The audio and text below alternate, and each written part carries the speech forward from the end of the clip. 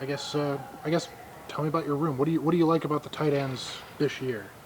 I only lost one guy in the tight end room with Gavin Yates, which was a big part of the puzzle that we saw last year. But kind of the returners and them kind of taking some steps forward and kind of taking a leadership role in that aspect since Gavin being gone.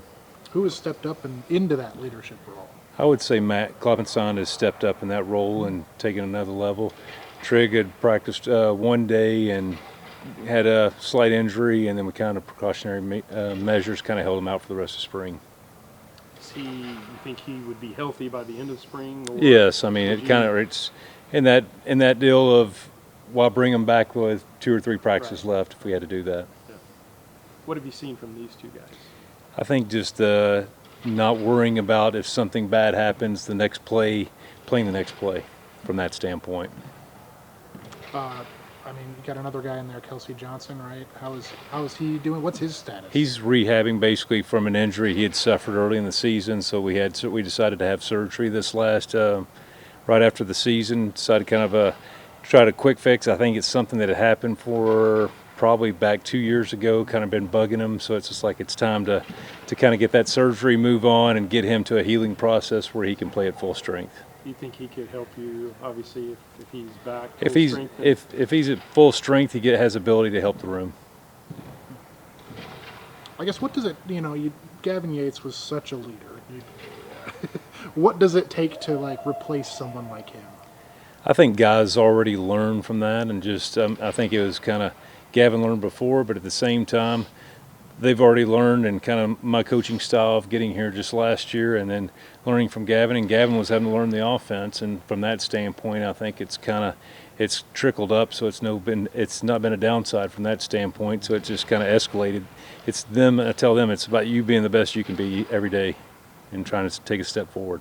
He had also been kind of a Swiss Army knife where you could put him anywhere. Is there a guy like that, or are you grooming anybody to take that spot over? Well, I'm not grooming a guy to have a metal jacket on his arm and in the other arm, and so I'm hoping I can keep all that body armor off of him. And I think all the guys that we kind of have now have the combination to do all the things, whether it's route running, whether it's in the backfield blocking, whether it's kind of on the perimeter blocking. I think they all have the ability to do that.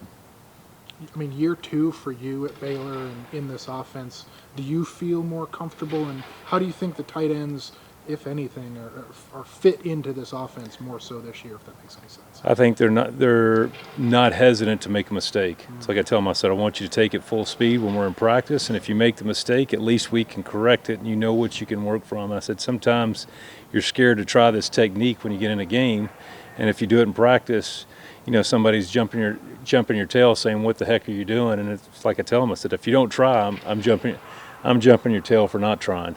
You're in your second year, but also Jake Stavros in his second year. What's kind of that relationship like between you two? Well, it feels like I probably have a better relationship than my wife sometimes. I think I'm in the room longer with Spav than I am with my wife. It's good. And I knew the offensive structure that it was before, and kind of being in that system, and now we can kind of expand some of the things because our kids know the system, and now you can kind of add little bits and pieces to kind of work with those guys. You kind of touched on it, talking about the expansion of the offense. Where are some things last year that you thought the tight ends did great, and what are you hoping for this year they can expand on specifically? Probably hesitation more than anything, and not sure am I making the right decision or not. And I think now that they see what I'm seeing, so it makes it easier for them to kind of play the. And so I tell them, I said, you're trying to play you got to go play the game. It's just you 11 out there. So, but I want you to see what I'm seeing when we get on the film or we get on the field. So when you're going and running that you don't have any doubt that you run it at 80%, then you start playing it at 100%. What Michael did last year, even some of the other guys, is this offense pretty attractive for recruits? Are you finding that in recruiting? It is. I think they're seeing that right now. I think kids see that, hey, they run this, they run that. It's not just a bootleg or a drag or things like that. That it's, hey, he's running vertical down the field. He's running a hitch. He's running a corner. They're running. They go into all aspects of the route tree. They're not just diving into one aspect. And in the run game, I tell them, I said, this is the same run game that you're going to see at the next level. You're going to see at the next level, whether it's the inside zone, outside zone counter, all the different aspects that we have. And it seems like in some systems it's nothing more than a glorified blocker, but these guys, they've seen that they're going to be involved. there's times that they say that they think they're. We got in the TCU game and we ran the same play probably 7 times. I think they felt that like they were good, but you know what? I said they see the momentum build and they see. I think that's where they all buy in together, and they understand is like if something's really is working correct. I mean, at that good or that great at the moment that you keep after it, and it may be the next series you may score a touchdown, and now you bounce and it allows you to do different things off that. You might have said at Kelsey, his surgery. Is there a timetable for his return? I think first of summer. First of First of summer is what we're hoping. Yes. Okay. And then for Matthew, you mentioned him having to take a step. What can he do? What do you expect out of him this season? It'll be up to him to keep progressing and he'll get to answer some of those questions. Sure. It's like I tell him. I said you have to define your story.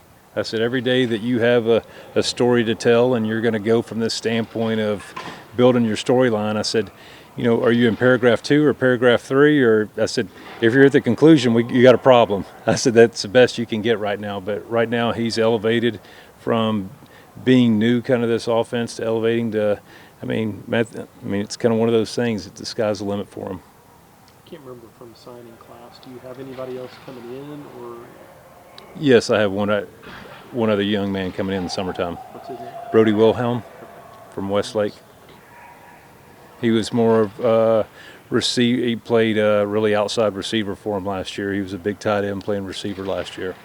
Second year with coach and just kind of learning everything, kind of picking up stuff. I think it's just getting more comfortable, everything kind of becoming more second nature. We're not having to stop and think through things as much. It's just, seeing the signal, seeing the look, and being able to go. And I think we've all kind of felt that this spring because I know it's me and Matt's first year really having the same offense going into spring ball as the previous year. So I think that's huge for us to be able to just develop in the offense and have things that are more second nature to us. I mean, do you like this offense? Like, does it fit kind of what you want to do and what you think you're good at? Yeah, definitely. I love this offense. It's a lot of fun to play in. We have tons of fun. I mean, we get to do a little bit of everything, which I think is great from a player development standpoint and also for the offense.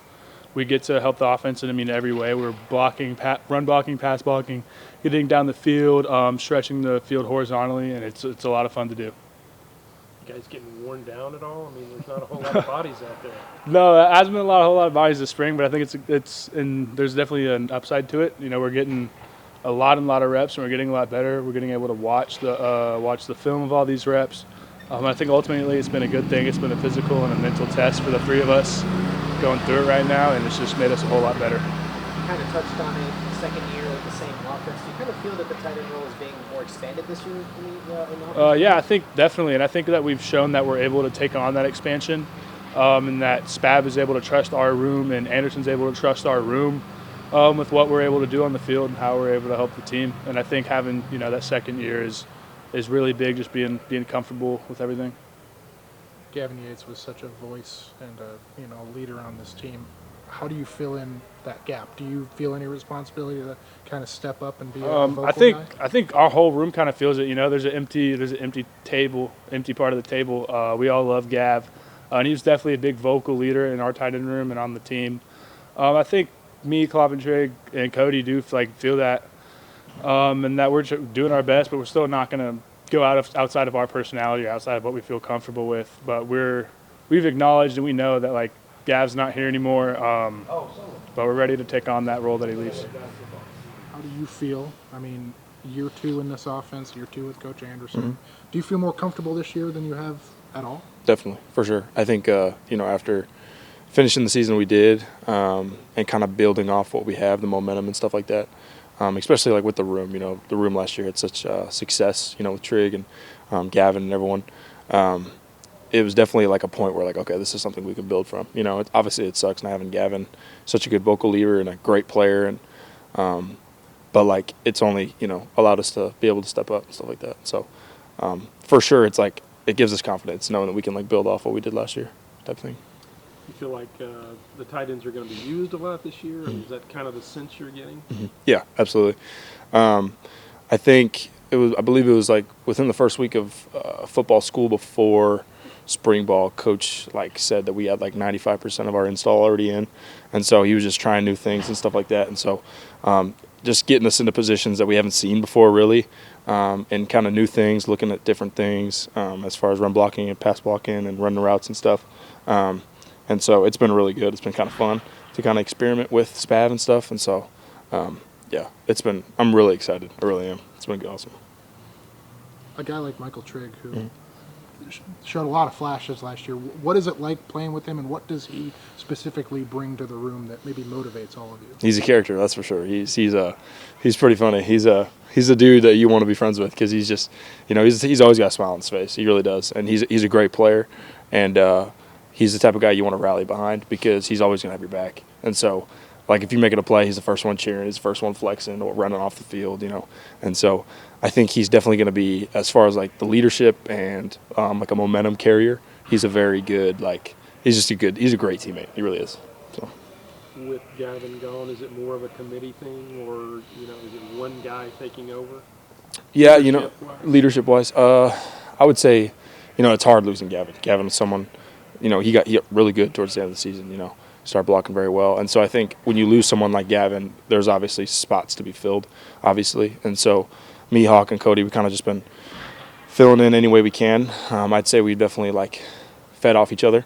We're missing Gavin, so it's like one of those things where Gavin was usually the person that was telling us, hey, like, your footwork or this or that. And so we're just all three kind of helping each other in that sense, if that makes sense. And Trig's involved too, and so we're kind of just all helping each other at this point, knowing we got to take the next step. All of us do, and so for sure. You mentioned kind of feeling how you ended last season. Do you feel any pressure? I guess not just you, but the team overall. Do you sense how you finished last season carrying into this year? Yeah, I wouldn't say if we feel any pressure. I just think there's expectations. I don't think it's pressure though at all. I think Coach Aranda does a great job of saying that last year's team was last year's team. It's a new start, flipping the page, new chapter. And so I think what we got is a really good team, and what we got is, what's ahead. And so I'm really excited for what this team's capable of. We're going to be really good. I can tell you that. So, yeah, I'm just really excited. I wouldn't say that there's really hardly any pressure. But I think from a room standpoint, there's a lot to build off of for sure. And so, yeah. Have you seen Sawyer take a step even this spring? He was pretty good. Yeah, no, yeah, sorry, yeah. That dude Sawyer, he's pretty good, yeah. Just okay. Yeah, for sure. I think just in his I think he's advanced his game in a way that's like the little things, such as checks here and there, and plus he's turned into such a vocal leader. People are able to rally behind him because he's such a good dude.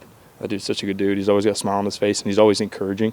And so I think he's taken a step up in his leadership, his vocal leadership. And I think people know that he can do it. And so it's just like, let's get on this guy's back and let's run. You know what I'm saying? So